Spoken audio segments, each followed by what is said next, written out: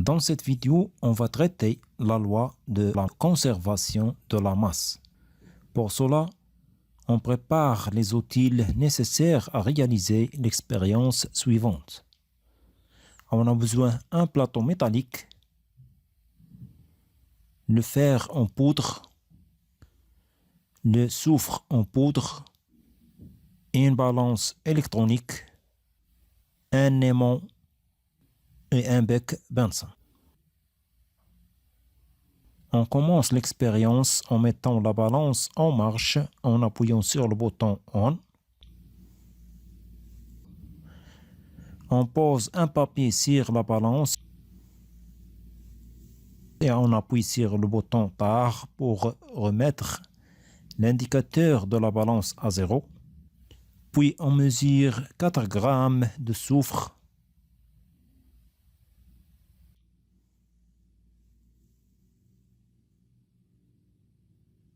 On ajoute un peu. Voilà 4 grammes de soufre.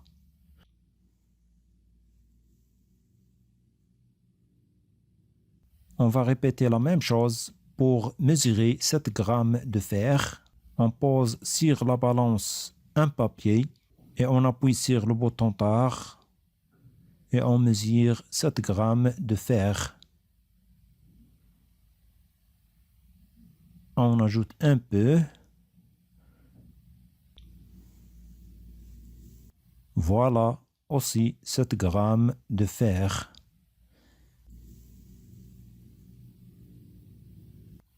Et 4 grammes de soufre. On mélange les deux substances.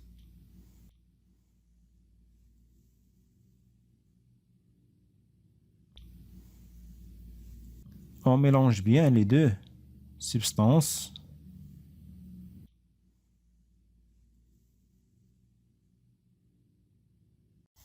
Après, on teste la propriété d'attraction des mélanges avec un aimant. On observe que l'aimant attire les particules du fer. On va donc refaire à mélanger le fer et le soufre. Et pour bien les mélanger, on les met dans un bécher.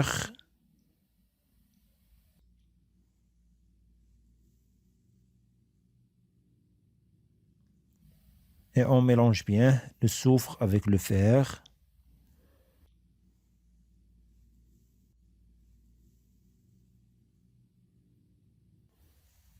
Après, on pose le mélange sur le plateau.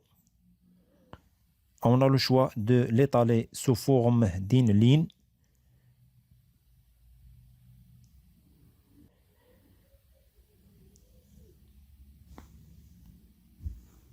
Puis avec le bec Bunsen, on déclenche la réaction entre le fer et le soufre.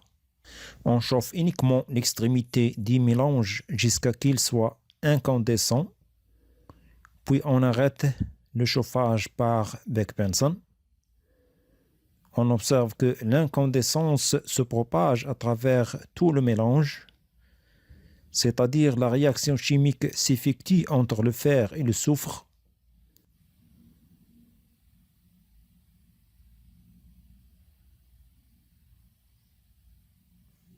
On observe qu'au cours de la réaction, il y a libération de la chaleur avec des étincelles.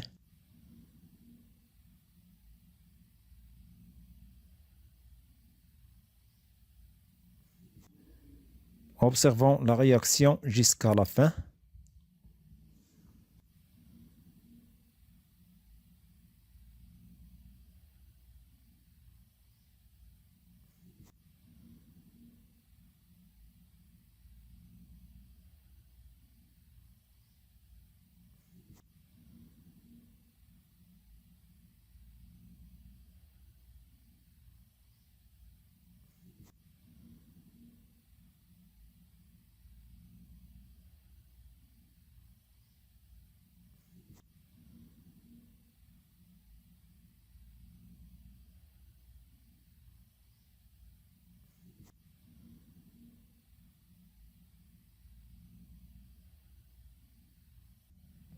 À la fin, on mesure la masse des produits obtenus lors de cette réaction.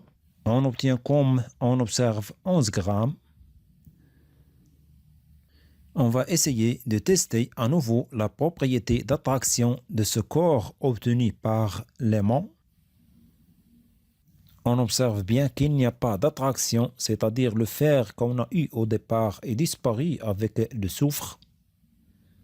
Et on obtient un nouveau corps qui s'appelle le sulfate de fer. Avant la réaction, les réactifs sont le soufre et le fer. Et on a mesuré 4 grammes de soufre et 7 grammes de fer. Après la réaction, les produits, on a uniquement le sulfate de fer, mais on peut trouver pour autres réactions chimiques 2 substances ou plus. Pour cette réaction, on a trouvé 11 grammes de sulfate de fer. On a donc 4 grammes de soufre plus 7 grammes de fer et on obtient 11 grammes de sulfate de fer. C'est-à-dire la masse du soufre plus la masse de fer égale la masse de sulfate de fer. C'est la loi de la conservation de la masse. Donc, en général, qu'est-ce qu'il dit la loi de la conservation de la masse? Donc, la loi de la conservation de la masse, au cours d'une réaction chimique, la somme des masses des réactifs est égale à la somme des masses des produits.